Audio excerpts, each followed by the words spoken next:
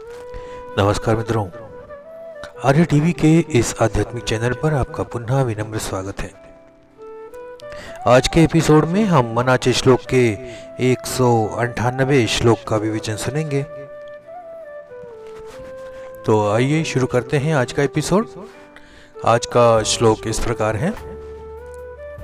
नभे व्यापिले सर्व सृष्टि स आहे, रघुनायका उपमाते न साहे, दुजे वीण जो तोचितो हा स्वभावे, तया व्यापकू व्यर्थ कैसे म्हणावे।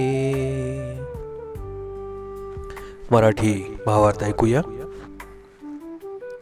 नभ, नभ म्हणजे आकाश, सर्वत्र व्यापलेले असते, त्याला कुठलाही अडथळा नसतो। त्याचप्रमाणे श्रीरामासारख्या रघुनायकाचे स्वरूप देखील सर्वत्र व्यापलेले आहे। मात्र आकाशाला उपमा देता येते, पण रघुनायकाच्या व्यापकतेला कुठलीच उपमा शोभत नाही, कारण दुसरा कोणीच त्याच्यासारखा नाही। तोच तो एकच आहे असा त्याचा स्वभाव आहे। त्यामुळे ज्याला दुसरा काही तुलनार्थच नाही, अशा त्या सर्वव्यापी रामाला व्यापक असे म्हणणेही अपुरे व व्यर्थ वाटते। आइए हिंदी भावार्थ सुनते हैं। आकाश जैसे सारी सृष्टि में व्याप्त है, वैसे ही श्री राम का स्वरूप भी सर्वत्र फैला हुआ है। लेकिन राम की महानता इतनी अद्वितीय है कि आकाश जैसी उपमा भी उसके लिए छोटी पड़ती है, क्योंकि राम के जैसा दूसरा कोई है ही नहीं। वह अपने स्वभाव में एकमात्र और अद्वितीय है, इसलिए जिसे कोई तुलना योग्य नहीं है। उस परमात्मा राम को केवल व्यापक कहना भी उसकी महिमा को व्यक्त करने में असमर्थ होता है। उसकी व्यापकता शब्दों से परे है। आइए विवेचन सुनते हैं। इस श्लोक के माध्यम से रामदास स्वामी आत्मस्वरूप राम का वर्णन कर रहे हैं।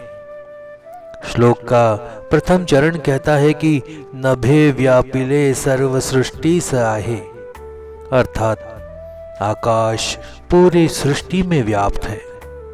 यह एक अत्यंत सुंदर उपमा है, क्योंकि आकाश को हम सीमित नहीं कर सकते, न उसे बांध सकते हैं और न ही उसमें कोई स्पर्श कर सकते हैं। वह सर्वत्र है, सब में है, फिर भी किसी एक में भी नहीं बनता। इसी प्रकार आत्मा है, व्यापक, नित्य, निराकार और अदृश्य। परंतु स्वामी यहाँ केवल इतना ही नहीं कहना चाहते कि आत्मा आकाश की तरह व्यापक है। वे अगले चरण में एक और गहरी बात कहते हैं। रघुनायका उपमा तेन साहे, रघुनाथ अर्थात राम, इनको कोई भी उपमा सहन नहीं होती, क्योंकि वह स्वयं ही उपमा से परे हैं। जिस वस्तु की कोई तुलना नहीं हो सकती, उसे किसी भी रूप में प्रकट नहीं किया जा सकता, नहीं उपमा देकर उसे पूर्णतः समझाया जा सकता। अब यहां हमें यह विचार करना होगा कि उपमा देना वास्तव में क्या होता है। जब हम किसी वस्तु को किसी दूसरी वस्तु के सामने या उसके समान बताते हैं, तब हम यह मान लेते हैं कि वह वस्तु हमारी ज्ञात सीमाओं के भीतर है। उदाहरण के तौर पर हम कहते हैं वह व्यक्ति सिंह के समान साहसी है, तो यहां सिंह साहस की प्रतीक उपमा बनता है। लेकिन जब बात परमात्मा की हो, जो हर सीमा से परे है, हर शब्द, हर विचार, हर अनुभूति की पकड़ से बाहर है, तो हम कैसे उसकी उपमा दे सकते हैं।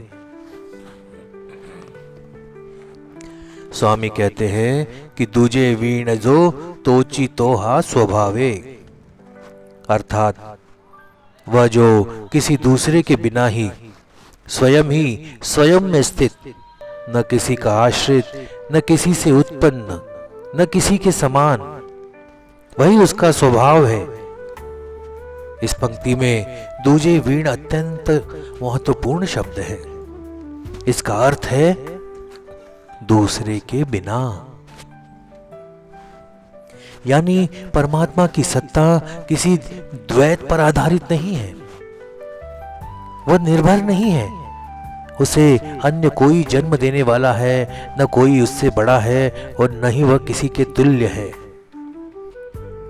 यह अद्वैत तत्वज्ञान की चरम सीमा है। यहां हम अहम ब्रह्मास्मि, तत्वमसि और नेति नेति जैसे वेदांत की घोषणाओं की प्रतिध्वनि सुनते हैं।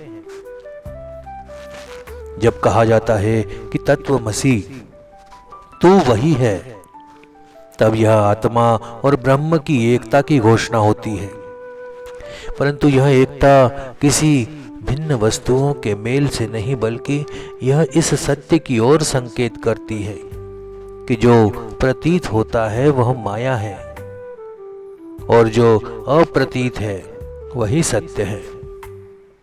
अब चतुर्थ पद में स्वामी कहते हैं, तया व्यापकु व्यर्थ कैसे मढ़ावे। यानी जो पहले से ही सर्वत्र व्यापक है उसे व्यापक कहना ही व्यर्थ है। यह वाक्य परंपरागत भाषा और तर्क की सीमाओं को तोड़ता है। जिस वस्तु के बारे में हम व्यापक कहते हैं वह यह संकेत करता है कि उसने पहले असीमित अवस्था को छोड़ा और फिर वह विस्तार को प्राप्त हुआ। परंतु परमात्मा तो ऐसा नहीं है। वह न कभी सीमित था न कभी सीमित बनेगा। वह तो नित्य व्यापक है, इसलिए उसे व्यापक कहने में भी एक प्रकार की द्वैत भावना आ जाती है, जैसे कोई कहीं से फैला हो या फैल रहा हो। पर वह तो ऐसा तत्व है जो न फैला न घटा न बढ़ा, वह केवल है। वह सदा सर्वदा है। उसे है कहना भी सीमितता की छाया लिए है, क्योंकि जब हम कहते हैं कि है तो वह किसी काल या संदर्भ में होता है। परंतु यह तत्व तो कालातीत है, अव्यक्त है, निरपेक्ष है। राम का स्वरूप ही ऐसा है। यहां राम केवल दशरथ के पुत्र राम नहीं है, बल्कि यह ब्रह्म राम है जो चैतन्य का निराकार रूप है। और यही चैतन्य सर्वत्र व्यापी है। यह शरीर, यह मन, यह इंद्रियां सब उसी के कारण है। यह ब्रह्म ही सब कुछ होकर भी सबसे अलग है। परंतु यही ब्रह्म जब मूर्त रूप में आता है तब वह नाम, रूप, गुण और लीला को धारण करता है। तब हम उसे श्री राम के रूप में देखते हैं। परंतु यह श्री राम भी केवल लीला का मुख है। उसके पार वही निराकार सत्य है जो किसी भी उपमा या वर्णन से परे है। रामदास स्वामी इस श्लोक के माध्यम से साधक को यह सिखाना चाहते हैं कि तू जिन शब्दों और उपमाओं से आत्मा को पकड़ने की कोशिश कर रहा है वह सारी कोशिश व्यर्थ है। उपमा तब तक ठीक है जब तक साधक आरंभिक अवस्था में है, लेकिन जब आत्मबोध की यात्रा आगे बढ़ती है तो यह स्पष्ट होने लगता है कि सारे रूप, सारे नाम और सारे विचार सब अधूरे हैं। अब यह प्रश्न उठता है कि क्या तब सारी साधना व्यर्थ हो जाती है? नहीं, वह आवश्यक है, पर उसका लक्ष्य है उस निर्वाणी बोध तक पहुंचना जहां पहुंचने के बाद सब साधन छूट जाते हैं। ठीक वैसे ही जैसे नाव से नदी पार करने के बाद नाव को छोड़ दिया जाता है। नाव आवश्यक थी पर वह साध्य नहीं थी। उसी प्रकार शब्द, मंत्र, ध्यान, उपमा, रूप, पूजा सब आवश्यक है, लेकिन इन सब का उद्देश्य उस अंतिम बोध की ओर ले जाना है जहां मैं और तू ये समाप्त हो जाते हैं और केवल एक अद्वैत सत्य शेष रह जाता है। यह अद्वैत वही है जो कबीर ने कहा, जब मैं था तब हरि नहीं, अब हरि है मैं नाही। सब अंधियारा मिट गया जब दीपक देखा माही। कबीर भी वही बात कह रहे हैं जो स्वामी कह रहे हैं कि यह स्वरूप जो किसी भी तुलना से, किसी भी अनुभव से, किसी भी द्वैत भाव से परे है। यहाँ यह ध्यान रखना आवश्यक है कि यह व्यापकता कोई स्थूल प्रकार की नहीं है।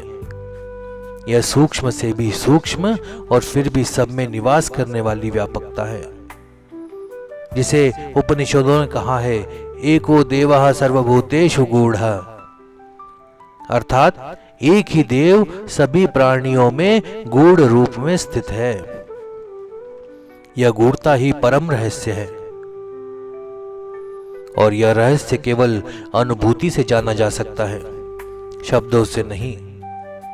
अतः यह श्लोक हमें धीरे धीरे शब्दों से मुक्त करने का प्रयत्न कर रहा है, उपमाओं से, नामों से, स्वरूपों से, और हमें उस शाश्वत तत्व की ओर ले जा रहा है जहां केवल स्व ही स्व में स्थित होता है।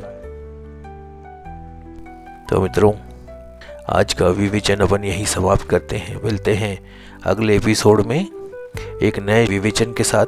अगर आपको हमारे वीडियो पसंद आ रहे हैं तो इसे लाइक करें, इष्ट मित्रों के साथ शेयर भी करें।